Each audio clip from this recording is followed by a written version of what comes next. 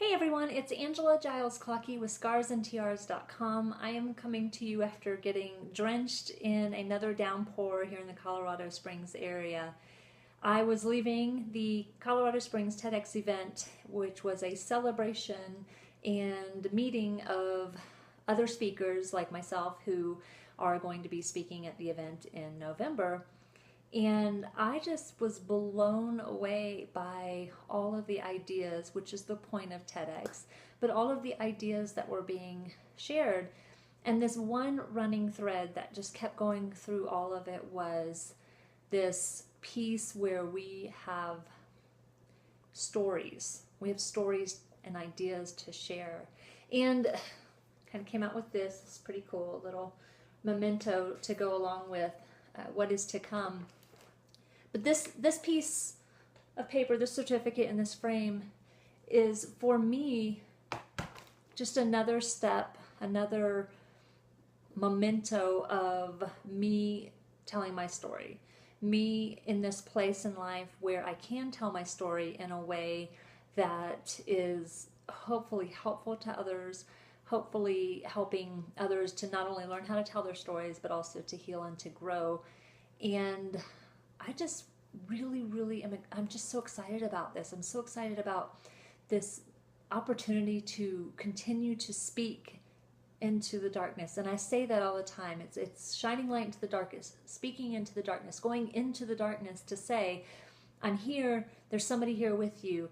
And whether it's being, getting uncomfortable and going into those dark places with somebody to help them come out, or just going into the dark places of your own heart and soul to help others understand what it's like to be a survivor of trauma, to be a survivor of sexual assault, to be a survivor of domestic violence, to be a survivor of child abuse. Whatever your history includes, you are survivors of that. And as each of these different speakers shared what they were going to be speaking on in November, all different topics, but this one thread just kept going through, and that was that we all have these stories, and we all have this outlook, and we all have this ability to help other people. And you may not even see it with yourself right now. You may be thinking, I just literally stepped out of hell and I don't have anything to give. And right now, that's okay if you don't have anything to give somebody, but you're a survivor, and I believe you will. And part of that thriving, part of that climbing up and rising up includes reaching out and sharing your story, however it is that you're going to end up sharing it. You may share it only ever one-on-one. I have an opportunity sometimes with the pregnancy center where I work of just hearing stories that are so similar that even though it is never about me with these young women and men, we do have a connection. We do have an experience that is unlike many others. And when those opportunities arise, I can very briefly share a me too, a piece of myself to say, I get that. I really do get that.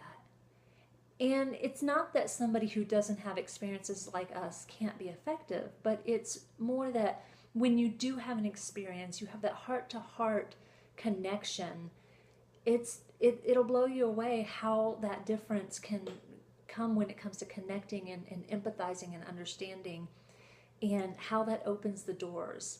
And again, how that takes you into the darkness to help others come out of the darkness, or it takes you into your own darkness so you can figure out where you get to use that. Because we didn't go through what we went through just to throw it away and pretend it didn't exist. And we may go through periods of time where we need to do that, and that's the best way we know how to process. But after that, we get to use that, and it's a beautiful gift. If you can begin to look at your survival as a beautiful gift that you have to give others and to yourself, it becomes so much more, and you grow into so much more. Where you were that survivor, now you're thriving. You're just exploding with your life. In the last year and a half or so, the word rise has been coming at me left and right. And at first I thought that's great. I'm going to rise to the occasion. But what I'm really beginning to understand is it's rising above what I thought I was capable of. Rising above the fear that just has me so tightly, and the anxiety that has me so tightly that I was near about in ground zero again because the anxiety had such a hold on me and I was allowing it to happen. And I have to rise above those lies I've been telling myself and those lies that I've allowed the past to tell me. So I have to keep rising and rising and rising and rising and rising. And it's not easy, but some days it gets easier. And I noticed today as I walked into this TEDx event that I had some anxiety, minimal. I'm not even sure it was anxiety. It was nerves. I was nervous. I think it was the way normal people get nervous. Or let me put some quotes around normal, because who's normal? But that normal nervousness that people get, there, that's better. It happens to everyone. Everyone gets nervous. What the issue is if you're battling anxiety, then you don't see any of that as being very calming or normal. You know that other people are not experiencing what you're experiencing. But as we rise, as we embrace our stories, as we dig in and say, okay, I'm going to play around in the darkness because there's something good coming out of that darkness, as you own your story and begin to tell it however you need to tell it, even if it's to yourself, you begin to thrive. You begin to thrive in your heart, in your soul, and in the world around you. And it's an amazing thing to see.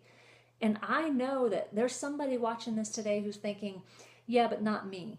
And I want you to know that there have been plenty of yeah, but not me moments with myself until one day I'm like, oh, it's me and it's happening.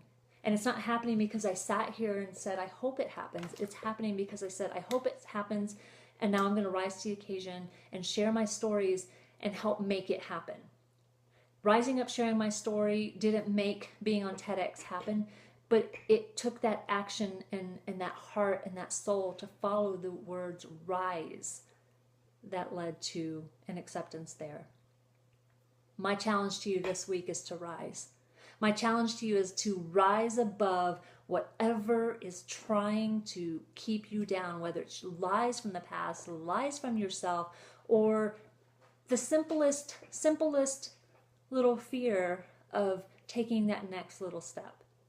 What can you do to rise? It's not going to be this big giant leap all the time. We expect that we're going to take this big leap of faith and our lives are going to change.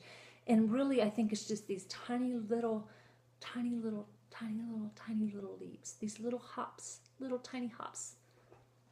And then they get to bigger. Then those jumps get bigger. But you got to strengthen those legs first, right? Before you can hop and leap very far. So I just want you to rise. Rising means just coming up. I'm ready. I'm ready for this. I'm rising. I don't know what it means, but I'm rising. And when the occasions come along, and when somebody offers something, or when your heart is calling to you and saying, go do that thing, I want you to rise to the occasion and do that thing, whatever it is. I am running blind right now and cannot see how long I've actually recorded today, but I'm feeling on a roll because I just want you to rise with me. There's plenty of room all the way around, and we're not in competition with each other. We're just trying to heal together. We're trying to rise together. We're trying to thrive together, because the more we rise and thrive together, the more we can support each other, and the more you're going to do, and the more we're going to do together. That is beautiful and amazing, and I want to do it with you. Thank you so much for tuning in this week. I'm Angela Giles Klocke, scarsandtiaras.com. Have a wonderful week. I love you guys. Bye.